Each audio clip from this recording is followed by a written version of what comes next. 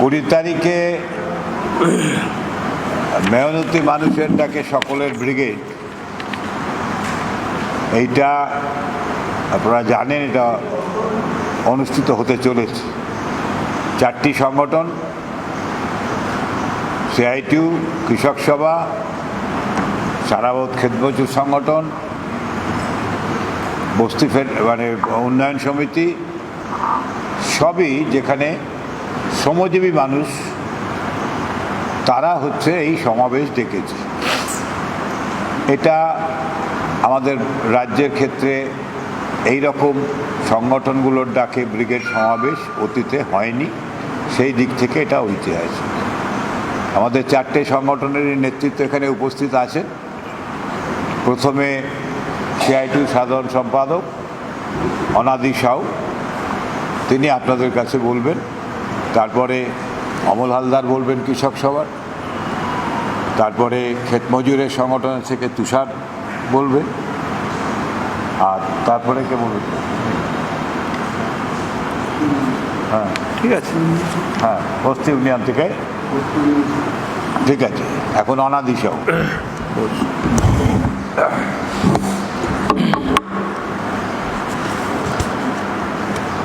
আচ্ছা, নমস্কার।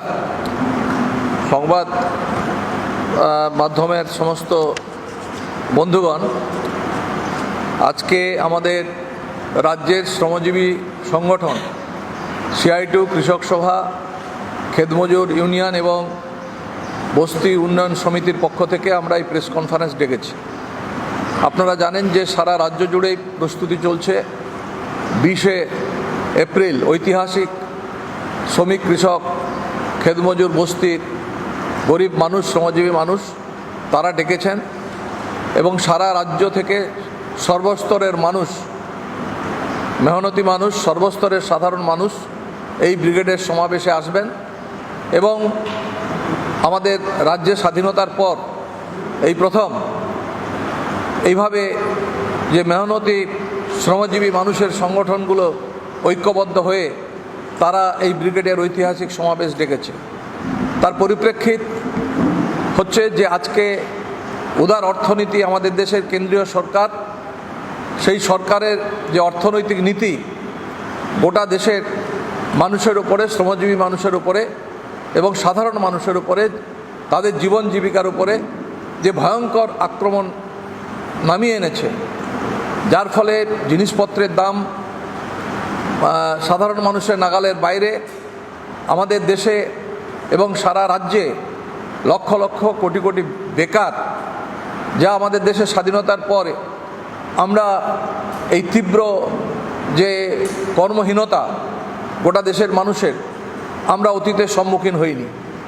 এর সাথে কৃষকরা ফসলের দাম পাচ্ছে না। কেন্দ্রীয় সরকার প্রতিশ্রুতি দিয়েও কৃষকের ফসলের যে মিনিমাম সাপোর্ট প্রাইস, তার জন্য যে আইন প্রণয়ন করার কথা ছিল, কেন্দ্রীয় সরকার করেনি এবং কৃষকরা আত্মহত্যা করছে, তাদের ঋণ মকুব করা হচ্ছে না। একইভাবে খেতমজুর, আজকে 100 দিনের কাজ বন্ধ, গ্রামে কাজ নেই। খেতমজুরদের 100 দিনের কাজের মজুরি বৃদ্ধির দীর্ঘদিনের দাবি, সেগুলো কেন্দ্রীয় সরকার কার্যকরী করল না।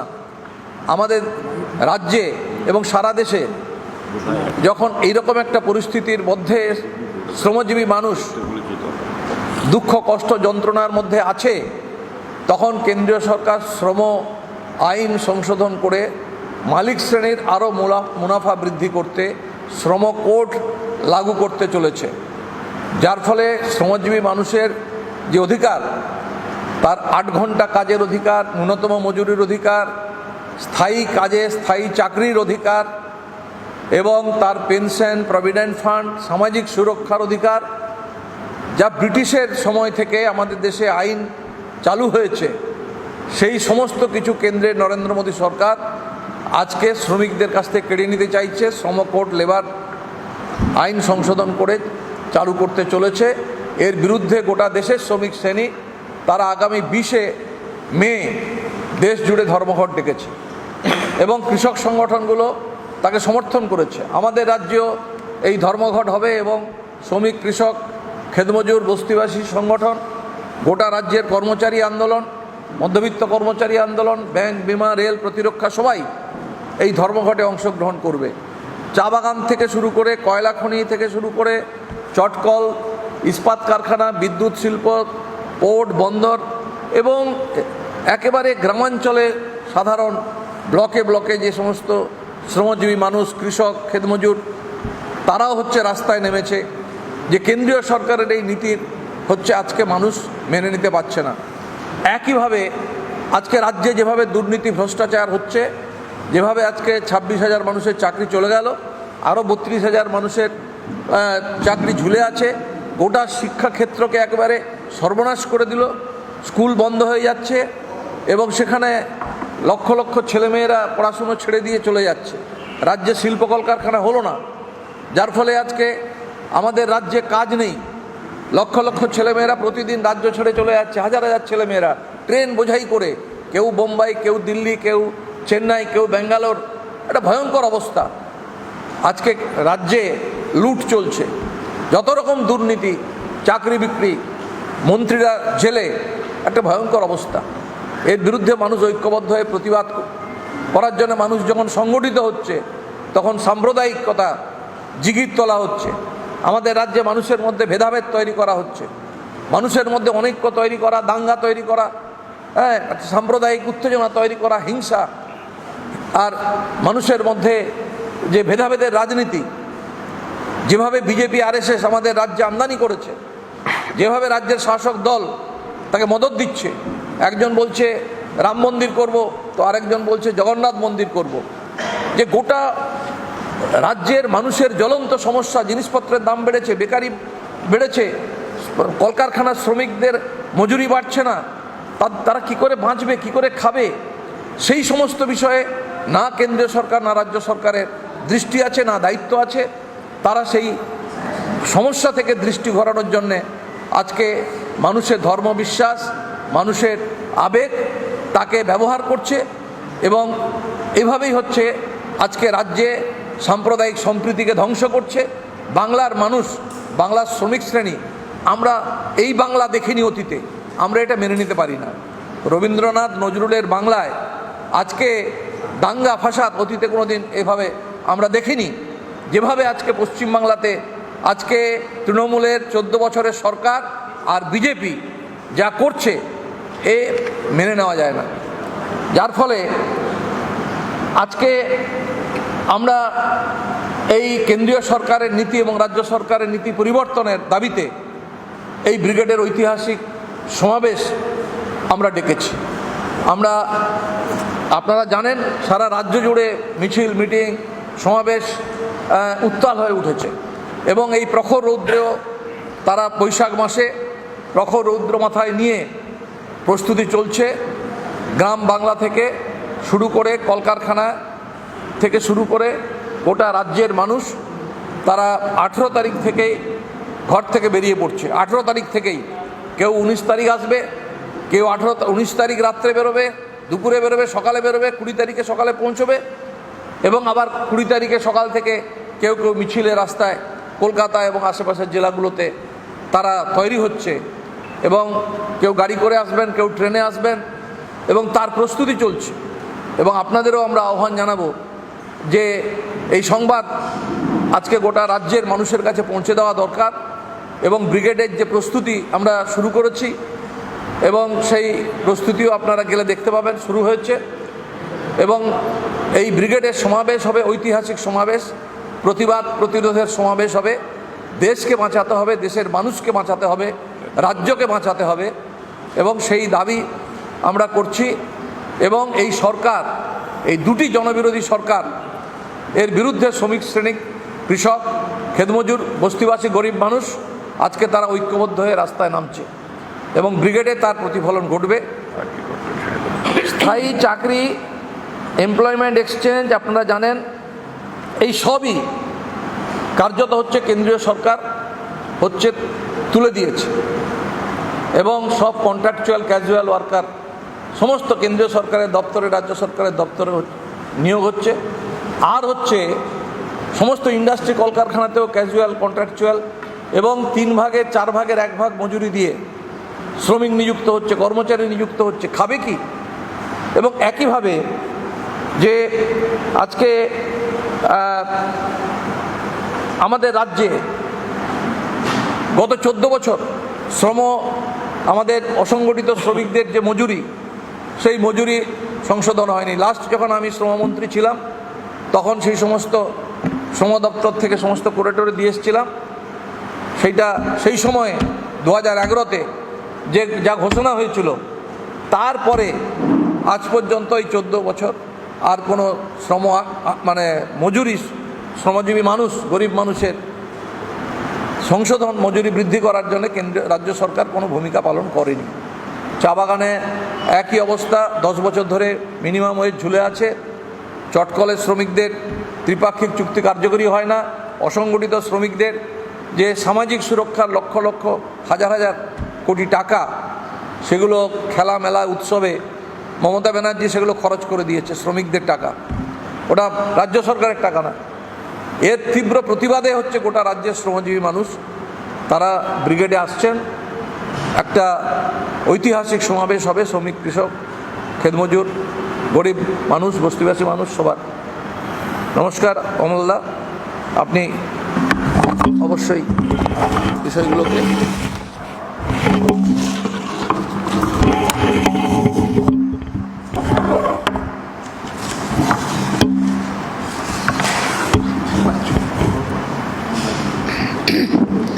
নমস্কার। প্রথমেই বলি যে ব্রিগেড প্যারেড গ্রাউন্ডের সমাবেশে আসার জন্য ইতিমধ্যে উত্তরবঙ্গের জেলাগুলি তাদের যাত্রা আজকে সন্ধ্যে থেকে স্টার্ট করেছে। তো লক্ষ লক্ষ মানুষ ব্রিগেড প্যারেড গ্রাউন্ডে আসবে। আমরা 4টি সংগঠনের পক্ষ থেকে পুলিশ প্রশাসনের কাছে আমরা পূর্ণ সহযোগিতা চাইছি। বিস্তারিত বিষয় বলছি না, অনাদিবাবু এখানে বলেছেন। দুটো বিষয় আমি আপনাদের কাছে বলছি, সবাই এর গুরুত্ব উপলব্ধি করে একটু প্রচারে গোটা বিষয়টা নিয়ে আসুন, এটা আমাদের ভবিষ্যৎটা ভালো হবে। ইতিমধ্যেই সবাই জানেন যে কেন্দ্রীয় সরকারের পরিসংখ্যান পরিষ্কার স্পষ্ট করে বলছে যে পশ্চিমবঙ্গে কৃষির উৎপাদনশীলতা ব্যাপকভাবে কমছে। লাস্ট 11 সালে যখন পশ্চিমবঙ্গে বামফ্রন্ট ক্ষমতা থেকে চলে যায়, তখনও ধান উৎপাদনে ছিলাম প্রথম, আলুতে ছিলাম দ্বিতীয়, শাকসবজিতে ছিলাম প্রথম। এখন শাকসবজি আলু ছেড়ে দিন, ধানে হয়ে গেছে আমরা কার্যত 4র্থ নম্বর। এখন তেলেঙ্গানা ফার্স্ট, সেকেন্ড হচ্ছে পাঞ্জাব, আর খারিফ মরশুমে উত্তরপ্রদেশ পশ্চিমবঙ্গ সমান সমান। কেউ কেউ বলছেন 4 নম্বর স্থানে চলে গেছে পশ্চিমবঙ্গ ধান উৎপাদনে। তাহলে এই হারে যদি উৎপাদনশীলতা কমতে শুরু করে, তাহলে পশ্চিমবঙ্গের মানুষ যারা ভাত খেতে পছন্দ করেন, ভবিষ্যতে তাদের কি অবস্থাটা হবে? উৎপাদনশীলতা বৃদ্ধি করতে না পারলে মানুষ খেতে পাবে না। সবাই জানেন রাস্তাঘাট, তারপর বাস্তু ভিটে ইত্যাদির জন্য অনেক 3 ফসলা জমি আজকে ঘর বাড়ি তৈরি হচ্ছে, বিভিন্ন কাজে ব্যবহার হচ্ছে। তাহলে জমি কমছে, সরকারের উচিত হচ্ছে উৎপাদনশীলতাকে বৃদ্ধির যে নজর দেওয়া, সেটা রাজ্য সরকারের বিন্দুমাত্র কোনো ভাবনা নেই। বামফ্রন্টের আমলে উন্নয়ন, প্রযুক্তি, সব কিছুর ক্ষেত্রে বীজ গবেষণাগারগুলোতে যে কাঠামোটা ছিল সেটা ধ্বংসের পথে। কার্যত কয়েকজন কন্ট্রাক্ট লেবার বসে আছে বীজ খামার কেন্দ্রগুলিতে, তাদের কোনো দায়িত্ববোধ নেই। আজকে সার পাওয়া যাচ্ছে, যেটা সমবায় থেকে বিক্রি হতো সেটা খোলা বাজারে বিক্রি হচ্ছে, প্রচুর দাম। অর্থাৎ উৎপাদন বৃদ্ধি করার জন্য বামফ্রন্ট আমলে যে সমস্ত বিষয়গুলি ছিল সেগুলোকে ভেঙে চুরমার করে দিয়েছে বর্তমানে রাজ্য সরকার। তা উৎপাদনশীলতা কমলে আমাদের প্রত্যেকের জীবনে বিপদ নেমে আসবে। তাই এটা এখন থেকে মানুষের সামনে সরকারের দৃষ্টি আকর্ষণ করা উচিত, মানুষের সামনে প্রচারে আসা উচিত। আর আবার দ্বিতীয় কথা, এটাই শেষ, সেটা হচ্ছে এই, সবাই জানেন একই হচ্ছে কৃষক ফসলের দাম পাচ্ছে না। সে ধান চাষি, আলু চাষি, পাট চাষি সবাইকার মাথায় হাত। তারপর ট্রাম্প আসছেন, মার্কিন উপরাষ্ট্রপতি, আগামী 21 তারিখে তিনি যে চুক্তিটা করবেন, আর মেরুদণ্ডহীন প্রধানমন্ত্রী যেভাবে মাথা নিচু করে সেটা মেনে নেবেন যে আমেরিকার কৃষিপণ্য ভারতবর্ষের বাজারে ঢুকবে অবাধে, লুট হবে ভারতবর্ষে, একই কৃষিপণ্যের দাম নেই। তারপর যদি আমেরিকার পণ্য বিপুল হারে আসতে শুরু করে, এই চাষি আর বাঁচবে না। আর আমাদের দেশের কৃষিপণ্য আমেরিকার বাজারে যাবে চড়া শুল্কে। সবটাই বুঝতে পারছেন। এইসব চুক্তি হবার পর একই কৃষকের দৈন্যদশা চলছে গোটা ভারতবর্ষ জুড়ে। সেই দৈন্যদশা আরও তীব্র আকার ধারণ করবে। কেন্দ্র সরকার ইতিমধ্যে যে কৃষি বিপণন যে নীতি আইন তৈরি করতে যাচ্ছেন, সে আইন বিপজ্জনক আইন। 140 কোটি জনসংখ্যার দেশে খাদ্য নিরাপত্তা বিপুলভাবে বিঘ্নিত হবে। আগামী দিনে কৃষককে কার্যত নিজের জমিতে ধান রুইতে হবে, কর্পোরেটরা সেটা তদারকি করবে। 3 ভাগের 2 ভাগ কৃষক আর চাষ করবে না। এই যে একটা বড় বিপদ আসছে গোটা ভারতবর্ষে কৃষিক্ষেত্রে, এগুলো সব নিয়ে তো আলোচনা হবে। তবে আমরা সবাই কৃষিপ্রধান দেশে আমরা বাস করি, আমরা তো সবাই ভাত খাই, প্রতিদিন আমাদের এইসব করতে হয়। আপনারা যদি এই আশঙ্কার কথাগুলিকে যদি একটু প্রচারে নিয়ে আসেন যে দেশ আজ কোন পথে হাঁটছে, তাহলে পশ্চিমবঙ্গের মানুষের ভালো, সবাইকার ক্ষেত্রে ভালো। এইটাই হচ্ছে আমার অনুরোধ।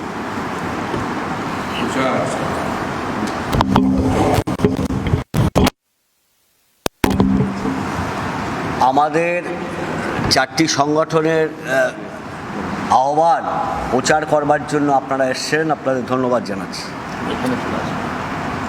আপনারা ইতিমধ্যে জেনেছেন বা পশ্চিমবঙ্গের সব মানুষই জানেন, 3 বছর 3 মাস পশ্চিমবাংলায় কার্যত রেগা প্রকল্পর কাজ বন্ধ। এই রেগা প্রকল্প কেন করতে হয়েছিল?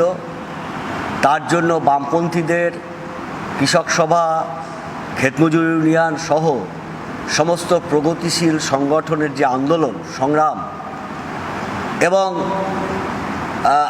বামপন্থী যারা এমপি ছিল তাদের অবদান, সেটা আমাদের স্মরণ করতে হবে। আমাদের দেশে কৃষক সভার নেতা এখানে বললেন যে কৃষির কি ভয়ঙ্কর অবস্থা, কৃষি আজকের বিপন্ন, কৃষিতে কর্মসংস্থান কমছে এবং কৃষিতে যেভাবে পুঁজিবাদের বিকাশ ঘটছে এবং কৃষিতে যেভাবে আজকে মানুষের পরিবর্তে যন্ত্র দিয়ে বেশি কাজকর্ম হচ্ছে, স্বাভাবিক কারণেই কৃষিতে কর্মসংস্থান কমতে বাধ্য। সেই কারণেই অনেক লড়াই সংগ্রামের ফল হলো আমাদের দেশে 100 দিনের কাজের আইন। কিন্তু তৃণমূল চুরি করে, আমরা এটা জানি। তৃণমূল চুরি করে, জোট চুরি করে, সব ক্ষেত্রেই চুরি করছে। কিন্তু তৃণমূল নির্লজ্জভাবে এই গরিব মানুষের টাকাও চুরি করলো 100 দিনে। এমনভাবে চুরি করেছে যে কেন্দ্রীয় সরকার সেই টাকা বন্ধ করে দিয়েছে পশ্চিমবাংলায়। কিন্তু কেন্দ্রীয় সরকারেরও আমাদের 100 দিনের কাজে আইন আছে 27 নম্বর ধারায়। যদি কোনো প্রকল্পে চুরি হয় তাহলে তদন্ত করে খুব দ্রুত টাকা আবার বরাদ্দ করতে হবে। কেন্দ্রীয় সরকার চায় না। মোদি 15 সালে এসে বলেছিলেন পার্লামেন্টে 100 দিনের কাজ হলো গর্ত খোঁড়ার কাজ, এবং আমাদের দেশের পুঁজিপতিদের একটা অংশ, বৃহৎ যারা চাষি তাদের একটা অংশ, তারা চান না যে 100 দিনের কাজ থাক, তাহলে তাদের কম দামে লেবার তারা পাবেন না। সেই কারণে বিজেপির যা শ্রেণী নীতি, সেই কারণেই তারা 100 দিনের টাকা বরাদ্দ করছেন না। পশ্চিমবাংলা কিভাবে বিপন্ন হচ্ছে গ্রাম অঞ্চল, সেটা আপনারা বুঝতে পারছেন যে পশ্চিমবাংলায় থেকে কি হারে মানুষ গ্রাম শুদ্ধ আজকের চলে যাচ্ছে বাইরে কাজ করতে। ক্ষেতমজুর ইউনিয়ন কাজ করবার সুবাদে আমরা মাঝে মাঝেই তেলেঙ্গানায় যাই। আজকের দেখেছি গিয়ে ভাইজাগ থেকে শুরু করে বিজয়রা, সমস্ত যারা ধান কাটা শ্রমিক হলো আমাদের এই পশ্চিমবাংলা। বাংলার শ্রমিক, বাংলার কৃষক, ক্ষেতমজুর সেখানে ভর্তি হয়ে গেছে। সেই কারণে আমাদের দাবি, এই ব্রিগেড থেকে লক্ষ্য কণ্ঠে দাবি উঠবে, পশ্চিমবাংলার সাধারণ গরিব, সাধারণ ক্ষেতমজুরের যে আন্দোলন করে যে 100 দিনের কাজ আদায় আমরা করেছি, সেই কাজ ফেরত দিতে হবে। আমাদের যে জায়গায় আমরা চলেছি, আমরা সাড়া পাচ্ছি মানুষের মধ্যে।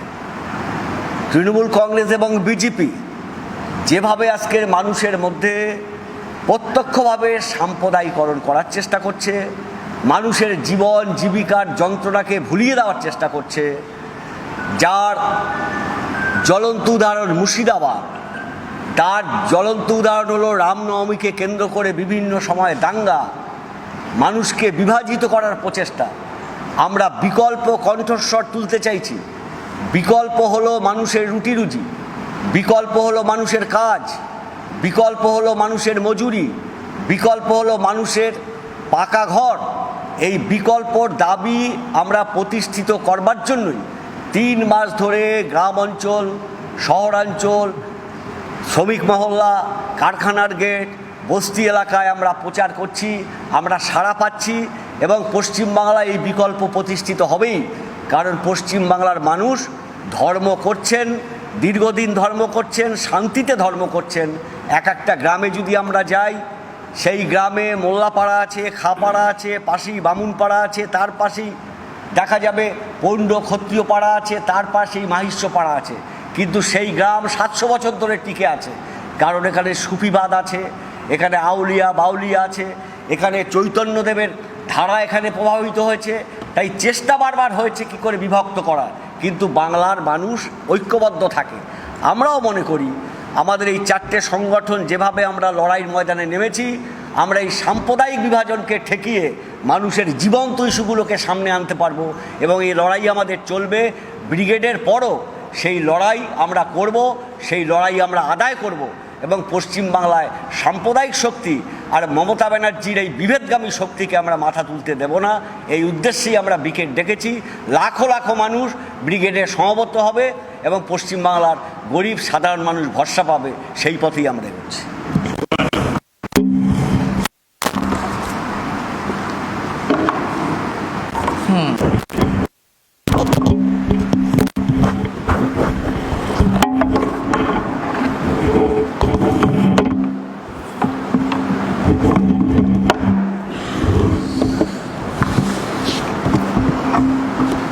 ইতিমধ্যে জেনেছেন, বিশদভাবে বলছি না, যে 4টি সংগঠন, তার অন্যতম রাজ্যের বস্তিবাসীদের সংগঠন পশ্চিমবঙ্গ বস্তি উন্নয়ন সমিতি, তারা ব্রিগেড সমাবেশে সামিল হবেন। আমাদের বস্তিবাসীদের যে অভিজ্ঞতা আমরা দেখছি, এ সবচেয়ে বেশি আক্রান্ত হচ্ছেন শ্রমজীবী মানুষের মধ্যে অর্থনৈতিক সামাজিকভাবে পিছিয়ে পড়া মানুষ, প্রান্তিক মানুষ, যারা আমাদের রাজ্যের বড় শহর, মাঝারি শহর এবং আধা শহরে যারা বসবাস করেন এবং যারা খুব প্রান্তিক মানুষ, তাদের জীবিকা, তার রুজি রোজগার শহরকে কেন্দ্র করে, বিভিন্ন অসংগঠিত ক্ষেত্রের পেশা, এবং সব পেশা খুব উচ্চমানের তা না, এবং তারা এইভাবেতেই হলো তারা দীর্ঘদিন ধরে আছেন। আমাদের রাজ্যে পালা বদলের পর যে সংস্কৃতি আমাদের রাজ্যে শুরু হয়েছে, সবচেয়ে বেশি আক্রান্ত হচ্ছে বস্তিবাসী মানুষ। উচ্ছেদ বেড়েছে, বুলডোজারের আক্রমণ বেড়েছে, আক্রান্ত হচ্ছেন রেল শ্রমিক, রেল হকাররা, আক্রান্ত হয়েছেন স্ট্রিট হকাররা যারা বস্তিতে থাকেন। এবং এই শ্রমজীবী মানুষ আজকে একটা চ্যালেঞ্জের মুখে দাঁড়িয়ে গেছে যে শহরে বসবাসের অধিকার এই মানুষের থাকবে কি থাকবে না। শহরে বসবাসের অধিকার, কারণ আজকে যে আরবানাইজেশন হচ্ছে এবং রেলপথ বলুন, সেতু বলুন, যা কিছু নির্মাণ থেকে শুরু করে সমস্ত কিছু, যার সঙ্গে যুক্ত এই শ্রমজীবী মানুষ। আর এই শ্রমজীবী মানুষেরাই হলো আজকে তার বাস্তুচ্যুত হচ্ছে, আক্রমণ হচ্ছে। কারণ আমাদের রাজ্যে আমাদের রাজ্যে একটা সময় বামফ্রন্ট সরকার ছিল, সেই সরকারের যে নীতি ছিল গরিব মানুষকে শহরে রেখে, বস্তিবাসী সব মানুষকে রেখে নগর উন্নয়নের পরিকল্পনা। এই নগর উন্নয়নের পরিকল্পনার দৃষ্টিভঙ্গিতে আমাদের রাজ্যে ঠিকা টেনেন্সি আইন, যা 1949 সালে তা সংশোধিত হয়েছিল। আমাদের রাজ্যের মিউনিসিপ্যাল অ্যাক্ট, যা গোটা রাজ্যের ওয়েস্ট বেঙ্গল মিউনিসিপ্যাল অ্যাক্ট, যা হলো সংশোধিত হয়ে নতুন আইন, এবং মিউনিসিপ্যালিটিগুলো শুধু বড় বড় শহর না, সমস্ত মিউনিসিপ্যালগুলো তার দৃষ্টিভঙ্গি ছিল এবং তারা তাদের উন্নয়নের মধ্যে যুক্ত করেছিল। আজকে এই গোটাটা যে অধিকারগুলো এই গরিব মানুষেরা ভোগ করতেন, আজকে আক্রান্ত। এই শ্রমজীবী মানুষ, তাদের সুযোগ কমেছে, রুজি রোজগারের সুযোগ কমেছে, মূল্যবৃদ্ধি বাড়ছে, তার চাপ, এবং পরিবারে একসাথে সকলে মিলে কাজ করছে, এবং তাতেও হলো একটা অবস্থা তৈরি হচ্ছে, দুর্বিষহ অবস্থা তৈরি হয়েছে। এই মানুষগুলোর ভিতের উপর যখন আক্রমণ হয়, যখন এই মানুষগুলো রেল বেসরকারিকরণ, আজকে গোটা দেশে বলেছেন রাষ্ট্রায়ত্ত শিল্প বেসরকারিকরণ, আমাদের গোটা রাজ্যে রেলের জমি, রেলের উদ্বৃত্ত জমিতে, রেলের উদ্বৃত্ত জমি কেন্দ্রীয় সরকারের জমি, sell steel authority, port trust, এবং এই রকম কেন্দ্রীয় এবং রাজ্য সরকারের এই জমিতে বাস করে আমাদের বস্তিবাসী মানুষের 45%। এই 45% আজকে উচ্ছেদের মুখোমুখি। আমরা এই সময়ে আমাদের অভিজ্ঞতা, আমরা কিন্তু এই ব্রিগেড সমাবেশে আমাদের সংগঠন উচ্ছেদ বিরোধী আন্দোলন, বুলডোজারকে প্রতিহত করে এই অভিজ্ঞতা নিয়ে আমরা ব্রিগেড সমাবেশে এসেছি। আমরা আমাদের উচ্ছেদ বিরোধী আন্দোলনে আমরা কোথাও কোথাও আমাদের আহ্বান সব বস্তিবাসীদের একত্রিত করা, কে কোন জাতের, কে ধর্মের, কে কোন রাজনীতি করেন, এবং দেখা গেছে এই আন্দোলনের চাপে, এবং আজকে যারা রাজ্যের শাসক দল এবং কেন্দ্রের শাসক দল, তাদের যে বিধায়ক এমপি, তারা পাশে থাকতে বাধ্য হচ্ছে, বিরুদ্ধাচরণ করে না।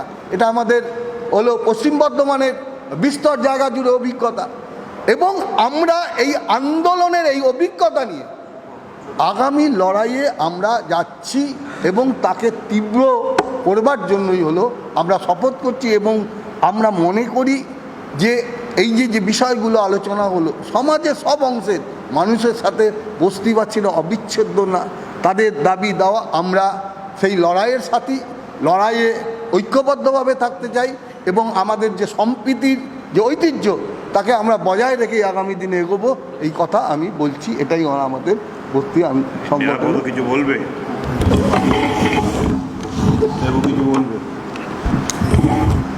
আপনারা দেখেছেন যে অত্যন্ত গুরুত্বপূর্ণ সময় এই আমাদের রাজ্যের 4টে শ্রেণী সংগঠন খুব দৃঢ়তার সঙ্গে এবং দক্ষতার সঙ্গে একটা গুরুত্বপূর্ণ ব্রিগেড সমাবেশের আহ্বান করেছে। এবার ব্রিগেড সমাবেশে আমাদের চিন্তাটা একটু অন্য রকমের ছিল, প্রচারের ধারা অন্যরকম ছিল। আপনারা দেখেছেন সেটা এই সময়কালের মধ্যে 1 মাস ধরে সেই প্রচার গ্রাম, শহর, জেলায় জেলায় সেটা হয়েছে। আমাদের লক্ষ্য ছিল নিচে আলোচনা করে গরিবদের অধিকারগুলোকে, দাবিগুলোকে সংঘবদ্ধ করো, সেই দাবিগুলোকে নিয়ে পঞ্চায়েত, ব্লক, ডিএম অফিস ঘেরাও করো, আন্দোলনের মধ্যে আসো। সেই আন্দোলন করার মধ্য দিয়ে আমরা ব্রিগেডে আসব। অর্থাৎ এক কথায় যদি আমরা বলি, তাহলে লড়াই, সংগ্রাম এবং আদায়যোগ্য দাবির আদায় করেই আমরা ব্রিগেডে আসব। এই ভাবনা থেকেই এবার আমাদের ব্রিগেডের আহ্বান করা হয়েছিল। ফলে এবার ব্রিগেড আর অন্যবারের ব্রিগেডের মধ্যে এইটা একটা বিরাট বড় প্রচার এবং গুণগত তফাৎ। সেই আন্দোলন ইতিমধ্যে শুরু হয়েছে, শেষের পথে। আজও বহু জায়গাতে এই সমস্ত আন্দোলন হচ্ছে, তাদের দাবিগুলোকে নিয়ে পঞ্চায়েত সমিতি, ডিএম অফিস ঘেরাও হচ্ছে। এই সময়কালের মধ্যে আপনারা দেখেছেন যে আইন অমান্য করছে আমাদের দেশের সরকার এবং রাজ্যের সরকার। এই দুটো সরকারই আইন ভাঙছে। ফলে এই সময় আমরা 3 বছর এই রাজ্যের গরিব মেহনতি মানুষ 100 দিনের কাজ থেকে বঞ্চিত হচ্ছে। 100 দিনের কাজের একটা সমীক্ষা এই কেন্দ্রীয় সরকার বার করেছে, বিজেপি সরকার বার করেছে। তাতে বলেছে 1 বছরে আমাদের দেশে যে শিল্প কলকারখানা আছে তাতে যা সম্পদ তৈরি হয় তার চাইতে অনেক বেশি সম্পদ তৈরি হয়েছে 100 দিনের কাজে। অর্থাৎ 100 দিনের কাজে যদি সম্পদ তৈরি হয় তাহলে বাজেটে কেন টাকা কমাচ্ছে? অর্থাৎ ওরা ঘুরিয়ে ফিরিয়ে চাইছে বাংলাকে কোণঠাসা করার জন্য, বাংলার গরিব মানুষকে পরিযায়ী শ্রমিকের খাতায় নাম লেখানোর জন্য। যার জন্য দেখবেন 3 বছর কাজ বন্ধ। ওরা চায় বাংলার গরিব মানুষ যত বেশি পরিযায়ী শ্রমিকের খাতায় নাম লেখাবে তত বেশি গ্রাম বাংলার গরিবদেরকে বিভাজন করা যাবে। সেই জন্য গভীর ষড়যন্ত্র আমরা লক্ষ্য করছি। তার প্রতিবাদে সরব হয়েছে আমরা 4টে সংগঠন। সেই জন্য এই প্রচণ্ড রোদ থাকা সত্ত্বেও গুরুত্বপূর্ণ এই ব্রিগেডে লাখো মানুষের জমায়েত হবে, লাখো লাখো মানুষ আসবে, এ বিষয়ে কোনো সন্দেহ নেই। এবার ব্রিগেড একটা আলাদা ইতিহাস রচনা করবে। আচ্ছা, ঠিক আছে, আমাদের তো মোটামুটি বললাম, আপনাদের কিছু প্রশ্ন থাকলে করতে পারেন। এগুলো সবাই পেয়েছেন? সবাই পেয়েছেন তো? দাবি টাবিগুলো সব বলা আছে? যে জিজ্ঞাসা আছে?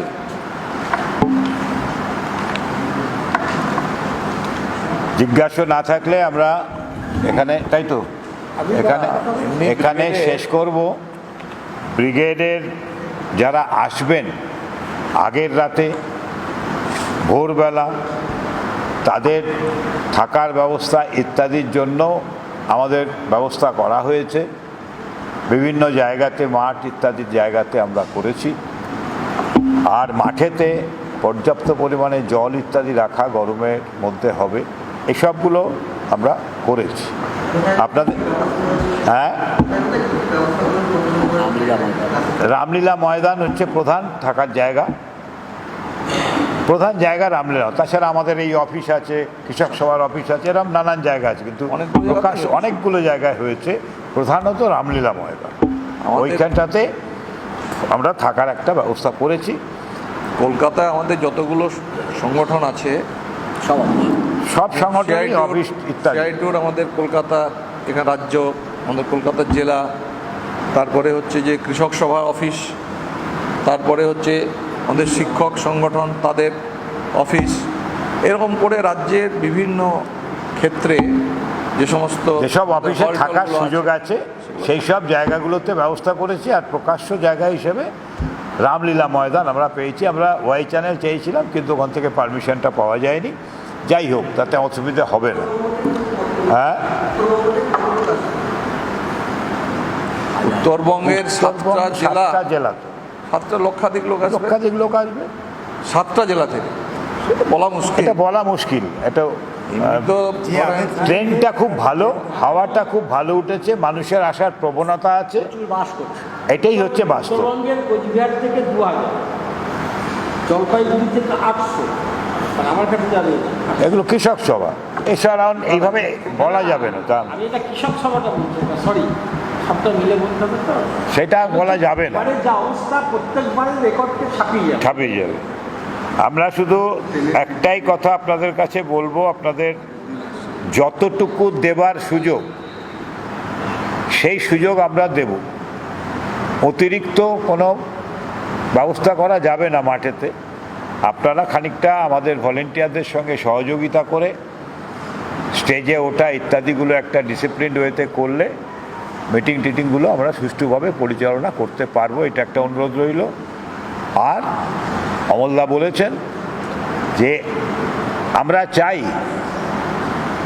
যে মিডিয়া, সেই মিডিয়া জনগণের মিডিয়া হিসেবে কাজ করুক, ফলে এই জনগণের স্বার্থের দাবিতে যে ব্রিগেড, তার প্রচারটা যাতে যথাযথভাবে হয় এইটা আপনারা দেখবেন। প্রধান কথা হচ্ছে যে ভয়ঙ্কর শক্তি দিল্লিতে আছে, যারা ধর্মীয় মৌলবাদী এবং কর্পোরেটদের সঙ্গে যোগসাজশ করে একটা নয়া ফাঁসিবাদী জায়গায় পৌঁছতে চাইছে, তাকে আমাদের ঠেকাতে হবে। আর রাজ্যের এই অপশাসন থেকে মানুষকে মুক্ত করতে হবে, পশ্চিমবাংলাকে বাঁচাতে হবে। এটাই ব্রিগেডের প্রধান আমাদের উদ্দেশ্য। সকলকে ধন্যবাদ। হ্যাঁ, এইটাই মূল রণধ্বনি। বলছে হ্যাঁ, এখানে যারা বসে আছে তারা কেউ নির্বাচনে অংশগ্রহণ করে? সিআইটিউ করে না, কৃষক সভা করে না, ক্ষেত মজুর করে না, বস্তি সংগঠন করে না। তাহলে আমরা আমাদের নিজস্ব দাবিতে আন্দোলন করছি। নির্বাচন এটার তো একটা প্রভাব পড়বেই, পড়তে বাধ্য। মানুষের দাবি তো উঠছে না, সব জায়গায় তো গুলিয়ে দেওয়া হচ্ছে। তাহলে মানুষের দাবি যখন তুলছি তার প্রভাব নির্বাচনে পড়তে পারে, এবং সেটা অবশ্যই মানুষের পক্ষে হওয়া উচিত। হ্যাঁ,